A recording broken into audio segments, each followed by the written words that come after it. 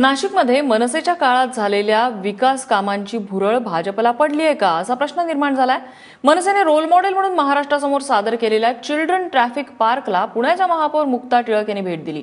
या ट्रॅफिक पार्कच्या धर्तीवर पुण्यात काही करता येईल का याचा अभ्यास करण्यासाठी पुणे महापालिकेच्या अधिकाऱ्यांना पाठवणार असल्याचं टिळक यांनी यावेळी सांगितलं। खरं तर नाशिक फर्स्ट या उद्योजकांच्या संघटनेनं CSR फंडातून हा प्रकल्प उभा केला।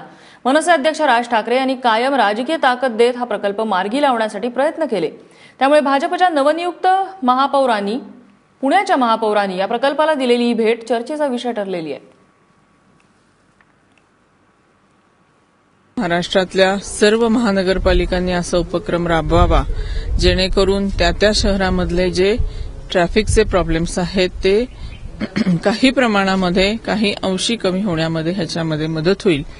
आणि म्हणून याच्यातूनच मला असं वाटतं की आम्ही पुणे महानगरपालिकेचे अधिकारी सुद्धा या ठिकाणी पाठवून या प्रकल्पाचा अभ्यास करायला लावू आणि पुणे महानगरपालिकेत अशा तऱ्हेचं काही काम करता येतं का याचा नक्की विचार करू।